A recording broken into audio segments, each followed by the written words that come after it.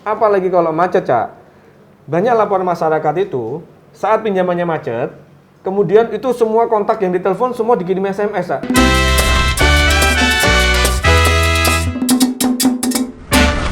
Api, Cak. Jaketnya, Cak. Iya, Rek. Kalau yang ini memang Cak Bimo yang asli dia. Cak Bimo yang asli ini. Kompol Setio Bimo Anggoro. Udah lama nggak ketemu ya, Cak. Alhamdulillah, pasti sok mampir Surabaya. Ada acara apa, Cak? Pulang sini, Cak? Kebetulan ada tugas. Jadi atas perintah jenengan sekalian kami mampir sini, barangkali ada bisa kita diskusikan dan bisa memberikan manfaat buat masyarakat Jawa Timur dan sekitarnya. Cak, ini kan lagi rame nih, Cak. Masyarakat ini kan adanya pandemi COVID-19 ini, salah satunya adalah kena dampak sosial ekonomi loh, Cak. Ini kan banyak. Lagi marak ini, apa nih, kejahatan di bidang ekonomi yang paling berdampak kepada masyarakat, utamanya yang golongan ekonomi ke bawah ini, Cak. Oke. Jadi kita juga cukup prihatin dengan situasi saat ini, dengan pandemi 19 ini. Banyak masyarakat yang berdampak, terutama yang level menengah ke bawah, tapi sebenarnya juga kalau dampak, semua level masyarakat mengalami dampaknya itu. Nah, untuk tadi kejahatan di bidang ekonomi yang langsung menyentuh ke level masyarakat menengah dan ke bawah, setidaknya ada dua jenis. Yang pertama itu terkait dengan investasi ilegal, yang kedua terkait dengan fintech peer-to-peer lending, atau bahasa kerennya itu pinjol atau pinjaman online. Apa bedanya, Cak? Investasi ilegal karo pinjol tadi itu ya? Ya, mereka beda entitas dan beda kegiatan usahanya. Kalau investasi itu intinya masyarakat selaku investor menempatkan sekian dana, sejumlah dana kepada perusahaan pengelola investasi, dan kemudian mereka dijanjikan sebagian keuntungan atas pengelolaan investasi itu. Kalau untuk yang pinjol itu, dulu sampean kalau mau pinjam duit ke bank, judulnya kredit, sampean kan harus datang ke bank itu, ngasih apa ya namanya, jaminan, ngasih kemudian dilakukan analisa kredit segala macam gitu kan. Nah, dengan pinjol ini, pinjaman online ini, sampean cukup download aplikasi pakai internet, kemudian sampean masukkan data pribadi, langsung dapat pinjaman. Nah, masalahnya biasanya kalau yang untuk pinjolnya tidak berizin, itu bunganya sangat tinggi dan akan menjadi potensi di kemudian hari bermasalah saat ada perbuatan-perbuatan melawan hukum saat penagihannya. Nah, kita bicara satu-satu nih ya, Cak. Boleh. Investasi ilegal ini, contohnya seperti apa ya yang nyata itu? Oke. Sangat banyak sekali contoh kasus-kasus investasi ilegal. Kalau di Surabaya, seingat saya diantaranya yang baru kemarin ditangani kasusnya Mimiles, yang ditangani di Subdit Indak, Direktorat Reskrim Polda Metro Jaya.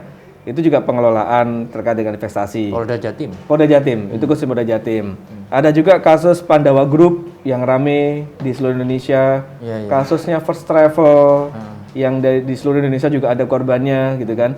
Jadi apa sih, Cak, pengertiannya investasi ilegal ini apa sih, Cak? Investasi ilegal sebelum ke investasi ilegal itu kan nggak semuanya juga, Cak. Ya. Yang apa, ada pengelolaan investasi ini kan nggak semuanya ilegal. Kan? Kalau ada investasi ilegal, ada juga pasti tentunya investasi yang legal dong. Betul. Investasi legal artinya saat masyarakat menempatkan dana, itu biasanya di perusahaan yang satu tidak berizin. Izinnya adalah bisa dari OJK maupun dari Kementerian Perdagangan untuk menjalankan kegiatan usahanya. Yang kedua adalah pengelolaan dana investasinya itu tidak digunakan sebagaimana peruntukannya. Jadi itu yang diistilahkan sebagai investasi ilegal. Kalau secara pengertiannya. Apa aja indikator-indikator yang kalau ini yang legal, ini yang ilegal itu loh, Cak. Ya. Indikator saat masyarakat melihat sebuah perusahaan yang menawarkan investasi, misalnya nempatin duit dengan modusnya macam-macam nih. Modus pembelian barang, bahkan sampai modus untuk umroh haji, modus untuk saham segala macam. Banyak perusahaan menawarkan investasi itu. Tapi untuk indikator ada beberapa, diantaranya satu, keuntungannya tidak wajar. Biasanya nggak wajar ya. Tidak pasti wajar. Di atas bunga bank lah ya. Pasti di atas bunga bank. Misalnya, sampai investasi 10 juta, dijanjikan bunga selama sebulan kembali 20%. 2 juta misalnya 2 juta dalam waktu 1 bulan. Bank saja selaku instrumen perekonomian yang terkuat nggak sanggup memberikan bunga segitu besar, gitu loh. Paling berapa dia ya? Maksimal sampai 8% kalau deposito. Gitu setahun. Kan? Setahun tapi. Nah, artinya masyarakat begitu ada bunga yang berarti 0, ya kalau bank itu ya? 0, ada keuntungan yang tinggi, masyarakat tergiur. Itu yang jadi masalah. iming-iming bunga yang sangat tinggi. Itu yang pertama. Yang kedua, bonusnya biasanya dari rekrutmen member. Sampean dapat bonus kalau misalnya sampean bawa downline. Bawa 2 orang bonusnya jadi bintang 1, bawa sampai sekian orang jadi bintang 2, naik level. Piramid gitu ya? Piramid, skema piramida bahasanya gitu kan. Nah, kemudian dia menghimpun dananya itu tidak mendapatkan izin dari OJK. Nah, di sini dengan indikator ini masyarakat harusnya bisa melihat saat ada perusahaan yang menawarkan bisnis investasi, coba dicek 2 hal. Apa dilihat itu, 2 hal itu, Cak? Satu adalah legalitasnya, yang kedua adalah logisnya, sisi logisnya. Legalitasnya itu adalah apakah benar ini perusahaan yang berizin. Kan gampang saya ngeceknya, Cak. Anda bisa cek di browser, di websitenya OJK ada, di www.sikapiuangmu.ojk.go.id ada, di situsnya yang legal itu ya. Yang legal. Artinya kalau perusahaan-perusahaan ini tidak terdaftar di OJK, maka bisa dipastikan perusahaan ini tidak legal. Kemudian dilihat dari sisi logisnya. Masa ya logis sampai naruh duit 10 juta, keuntungannya 20%, 30% selama sebulan, 2 bulan, kan nggak mungkin. Nggak logis. Kemudian logika keduanya adalah begini. Sampai menempatkan uang, masyarakat menempatkan uang untuk investasi, itu dikelola sebagai apa nih? Misalnya, pembelian barang atau pengelolaan lahan. Ada nggak lahannya? Barangnya ada nggak? Kadang kan beli barang, tapi barangnya sampai nggak pernah terima sebenarnya. Oh iya, ada apa itu yang masalah tanam kurma syariah apa? Nah itu. Nah itu juga beli sekian pohon untuk ditanam secara syariah segala macam. Padahal lahannya bukan lahannya perusahaan ini. Pohon kurmanya juga tidak pernah ada. Maka itu perlu dipastikan dulu logisnya. Kadang berkedok ke membawa-bawa ajaran agama atau apa. Sebagian besar masyarakat dengan korban yang cukup banyak, modusnya biasanya adalah dengan menggunakan isu-isu seperti itu. Karena itu yang memotivasi orang untuk juga berinvestasi sekaligus beribadah. Jadi seolah-olah menutupi yang ilegalnya tadi. Menutupi kedoknya tadi. Menutupi judulnya saja investasi syariah. Padahal pengelolaannya belum tentu sesuai dengan syarat-syarat syariah yang dipersyaratkan oleh OJK. Jadi masyarakat yang lihat syariah, ini pasti percaya. Percaya nih sesuai dengan syariat. Betul, itu salah satu modusnya. Di antaranya juga dia pasti nanti ngasih statement. Ada statement dari artis, statement dari pejabat pemerintah, statement dari ulama. Itu membuat orang percaya. Tujuannya apa? Untuk membenarkan. Untuk menarik minat masyarakat. Seolah-olah ini bisnisnya benar dan masyarakat menjadi tertarik. Oke, Cak. Untuk mewaspadai, sebelum ke situ, Cak. Nah, ini juga sekarang lagi rame-ramenya ini masalah emas ini, Cak. Lagi kan tren sekarang ini, Cak. Nah, ini termasuk salah satu investasi ilegal itu, Cak. Yang beli emas itu ya? Iya. Tabungan emas online apa itu kan lagi marak ini, Cak. Iya. Kita lihat dulu case-nya seperti apa. Tabungan emas.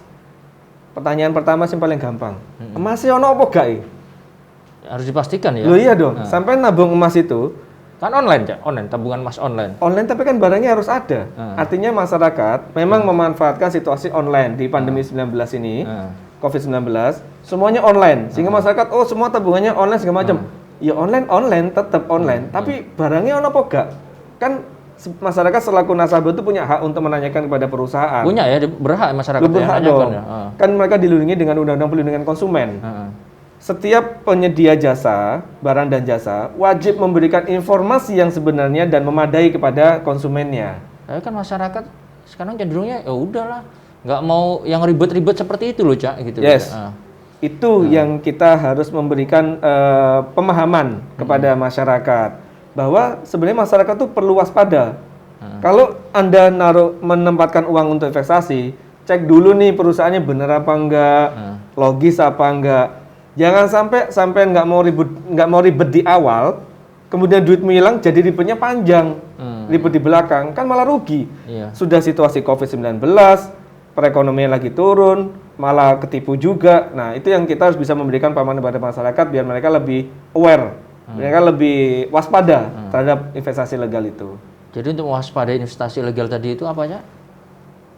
Tipsnya, oke. Tipsnya yang pertama adalah meneliti legalitas lembaga keuangannya.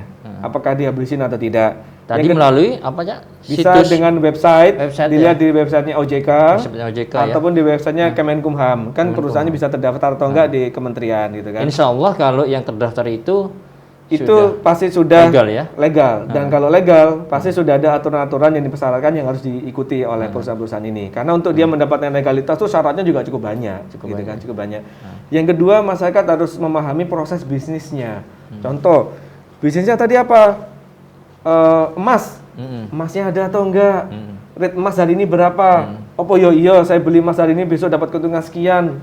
Ya kan? Misalnya kenaikan emas kan enggak tiap hari. Maksud besok keuntungannya bisa melebihi kenaikan harga emas kan belum tentu. Memahami manfaat dan risikonya. Apa manfaat yang didapat dengan menempatkan investasi sebanding nggak dengan risikonya?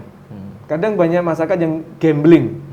Wis taruh dulu lah syukur-syukur kalau untung, kalau rugi ya wis. Nah itu jadi masalah juga, gitu kan? Baru masyarakat harus memahami hak dan kewajibannya. Masyarakat berhak untuk mendapatkan informasi yang benar dan memadai dari penyedia jasa keuangan, tapi dia juga punya kewajiban.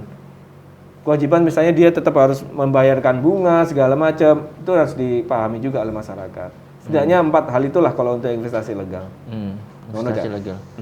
Oh, tadi Cak, modusnya itu apa sih Cak? Yang investasi legal ini Cak, modusnya Cak?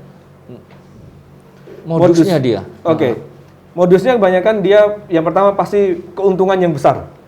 Pasti itu. Kalau keuntungannya kecil, masyarakat nggak akan tertarik. Jadi investasi dengan keuntungan yang besar, mungkin bahkan tidak logis keuntungannya. Tapi justru itu yang membuat masyarakat tertarik. Yang kedua, dia memanfaatkan tokoh masyarakat, tokoh publik. Itu juga untuk menarik simpati, menarik animo dari masyarakat.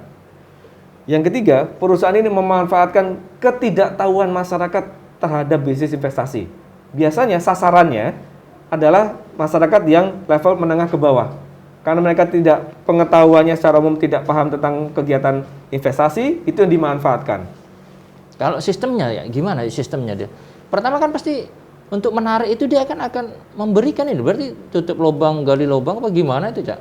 Kan pasti awalnya dia akan memberikan, biar orang percaya ini dikasih dulu gitu, bagaimana itu Cak? Dia kebanyakan yang kasus investasi legal sudah pernah kami tangani, dia hanya muterin aja duitnya. Contoh, Cak Bimo datang nih, naruh duit investasi, naruh duit 10 juta, terus ditawari, Cak Bimo, nek sampean bisa bawa 5 orang lagi, langsung cashback 2 juta misalnya. Tak gowo nih 5 orang lagi nih. Maksudnya cashback masing-masing orang gitu ya? Dapat bonus, dapat bonus 2 juta per orang tadi. Nek aku nggawa 5, cashback 2 juta, berarti kan 10 juta. Cari aku orang. 5 orang. Jadi masuk duit lagi 50 juta lagi kan? 50 juta, balik aku untung 10 juta. Hitungannya aku untung. Modalku balik 10 juta. Nanti di bawahnya itu ditawari yang sama. Sampai bawa 5 orang lagi, cashback lagi 2 juta. Bawa terus. Padahal uang yang diberikan kepada sampai sebagai cashback itu bisa jadi uang yang korban-korban sebelumnya. Betul. Jadi dia muterin aja. Kenapa saya bilang muterin aja? Kalau investasi harusnya kan dikelola nih. Dapat duit dari masyarakat, dikelola dalam usaha apa? Mau bisnis trading forex, bisnis saham, pengelolaan lahan, jual beli segala macam. Walaupun masing-masing juga kan ada resikonya juga itu ya. Ada resikonya, tapi kalau memang usahanya ada, setidaknya kan bisnisnya ada. Kalaupun uang berubah menjadi dalam bentuk barang, barangnya kan ono. Bisnisnya nggak ada nih. Nek bisnisnya macet, barangnya didol, selesai masalahnya. Kerugian pun nggak banyak. Kalau memang kegiatan usahanya merugi misalnya. Nah, ini uang masuk, tapi tidak dikelola dalam bentuk investasi, hanya muter gitu aja. Naruh duit buat nutup keuntungan bonus yang sebelumnya. Nutup bonus yang upline-nya, downline-nya. Jadi, kalau di awal-awal, orang kebanyakan merasa nggak ada masalah kok, nggak macet kok, gitu kan? Awal-awal itu ya? Awal-awal. Sebulan, 2 bulan, 3 bulan oke itu ya? Saat kemudian terjadi masalah, mulai bunganya pembayaran macet, segala macam, mulai nih masyarakat komplain nih, Pak kok saya bunganya nggak dibayar? Yaudah yang penting saya pokoknya aja balik. Bisa jadi uangnya udah nggak tahu kemana, pasti sudah digunakan untuk kepentingan pribadinya pelaku kejahatan ini, gitu kan? Apalagi sifat manusia ya, nafsu ya. Yang dia dapat segitu pasti nambah terus ya. Yang disayangkan adalah saat kemudian mereka justru menyalahkan pihak polisi. Perusahaan bilang ke nasabahnya, ini sebenarnya masih bisa kita kelola, masih bisa jalan, tapi karena ditangani polisi, macet. Jadi akhirnya gara-gara diperiksa polisi itu aja, padahal dari awal emang udah nggak beres ya. Masalahnya Udah nggak sebenarnya jelas ya. walaupun kondisi pengelolaan investasi itu belum macet, kami akan tetap melakukan penegakan hukum. Tujuannya apa? Satu, menghindari lebih banyak korban, meminimalisir korban. Ya udah, stop, korbannya jangan tambah lagi. Kalau nggak ditangani polisi malah tambah Akan nggak tambah banyak karu-karuan korbannya, nanti, karena dia untuk membayar keuntungan korban-korban itu, dia akan mencari korban-korban baru kan. Fresh money masuk untuk membayar keuntungan yang lama-lama. Ya tadi itu ya, tutup lubang gali lubang ya. Yes, biar korbannya nggak nambah banyak yang pertama. Yang kedua, mengurangi kerugian, meminimalisir kerugian. Semakin banyak uang yang kemudian masuk dalam entitas yang ilegal itu, maka kerugian secara perekonomian akan semakin terasa besar. Uang yang harusnya dikelola, macet kadang-kadang untuk pelaku kejahatan. Di satu sisi tadi ada yang investasi yang memang benar-benar legal ya, Cak. Nah, yang tujuannya untuk membantu perekonomian itu ya, Cak. Investasi yang legal itu tujuannya adalah untuk menggerakkan perekonomian mikro terutama. Yang legal ya, ini yang legal ya, Cak. Yang legal. Mereka akan membantu bahwa masyarakat punya modal kecil bisa diputarkan oleh perusahaan yang bisa mengelola duitnya, dapat keuntungan, menggerakkan perekonomian. Yang itu diharapkannya membantu sektor perekonomian real. Harapannya seperti itu ya. Harapannya Seperti itu. Nah, makanya masyarakat perlu mendapatkan informasi yang memadai tentang bagaimana dia menempatkan uangnya dalam bisnis investasi. Oke, Cak. Itu untuk investasi legal. Ini sekarang kita ngomongin pinjol yang lagi rame nih, Cak. Apalagi kan banyak PHK, banyak yang dirumahkan. Kemudian mungkin dia digaji dengan sesukanya perusahaan, akhirnya orang pada butuh uang nih, Cak. Yes. Apalagi untuk kalangan masyarakat bawah ini. Iya. Akhirnya kan kita kalau akses internet itu sekarang banyak sekali tuh masuk masalah menawarkan pinjaman ini syarat mudah ini apa. Nah, gimana itu, Cak? Sampai mesti pinjol ini, Cak. sering terima SMS tuh. SMS itu, Cak. Bertubi-tubi itu lagi Pinjaman kan? tanpa bunga, atau mungkin pinjaman cepat mudah gitu kan. Tanpa jaminan kadang. Tanpa jaminan, tinggal klik. Nah, tinggal klik. Jadi di perkembangan dunia digitalisasi ini, sektor perekonomian itu memberikan kemudahan di dalam inovasi keuangan digital. Di antaranya adalah dengan fintech peer-to-peer lending, finansial, teknologi, peer-to-peer lending. Bahasa kerennya adalah pinjaman online. Pinjol ya. Pinjol istilahnya. Sampai aku belum pernah sih, Cak, nyoba pinjol itu cuma